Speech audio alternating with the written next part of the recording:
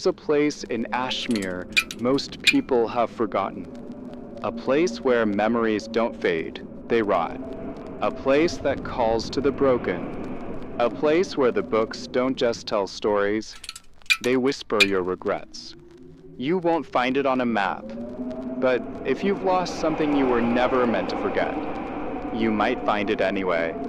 Tonight, I'll tell you about a man who went back to the library that stole his brother, to a place that never forgave him. This is Whispers in the Stacks, the library that remembers you. I hadn't been back to Ashmere in over 15 years, not since the summer Jacob disappeared. He was 12. I was 17, and I left him alone. 1 hour, that's all I needed. Just 1 hour with my friends, chasing girls and cheap beer, and I'd be back. But when I returned, he was gone. Just like that. All that remained was one muddy sneaker near the library's overgrown steps. No witnesses, no screams, no answers. I left that town the next day and never looked back.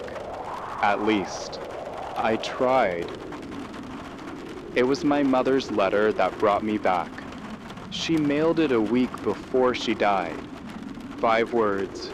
That's all. He's still in the library. I didn't even know if the library still stood, but it was there exactly as I remembered. Cloaked in ivy, bricks weathered to near collapse.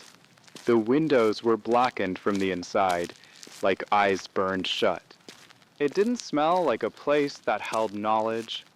It smelled dead.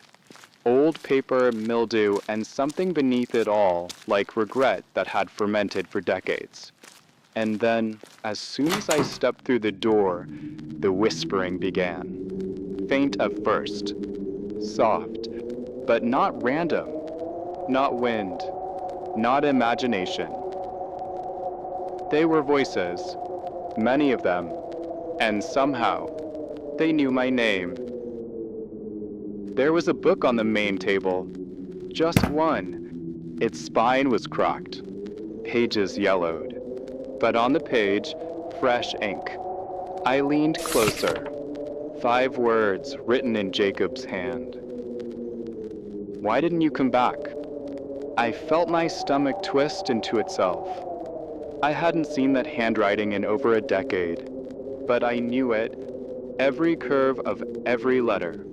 Suddenly, the air around me shifted colder, heavier, and I heard it, clear as day. His voice, Jacob's voice. You said you'd be right back. I spun around. Nothing, just dust and silence.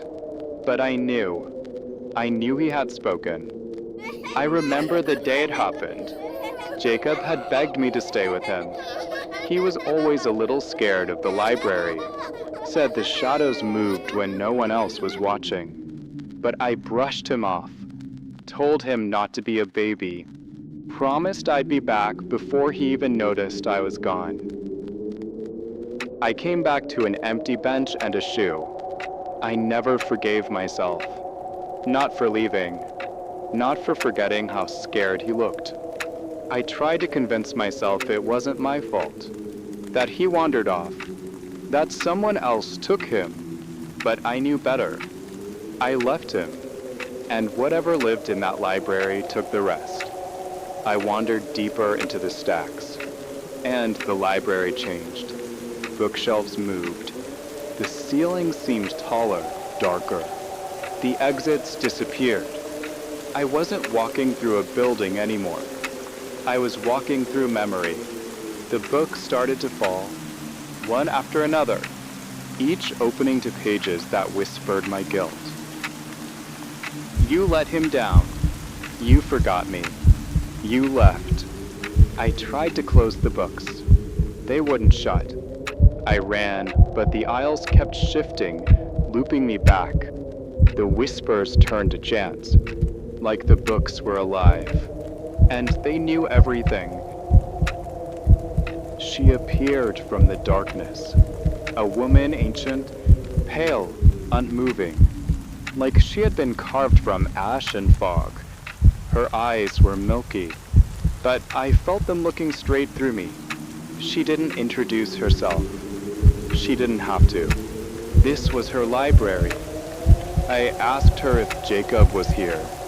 She just pointed down a hall I hadn't noticed before. Then, in a voice like turning pages, "If you want the truth, you must give something. A memory.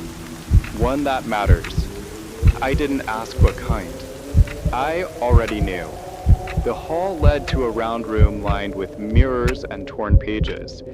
Reflections flickered in the glass me at different ages. Every version of myself, except the one I wanted to be. In the center, a chair. I sat down, and the library took. I felt the memories peel from me. The sound of Jacob's laugh. The look on his face when I read to him. Our last game of hide and seek. Gone. Given. In return, the room showed me something else. A book, bound in dark blue leather. The book of what could have been. Inside were pages from a life where I had stayed. Where Jacob grew up.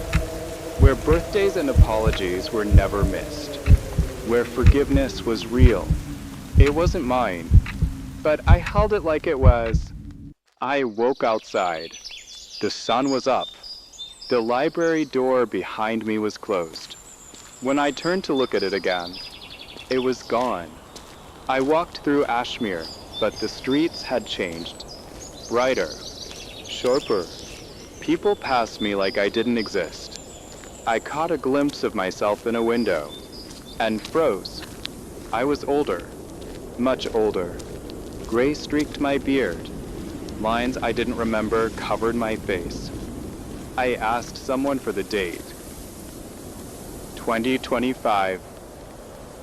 32 years had passed. A lifetime. Gone. Some places don't live in the world.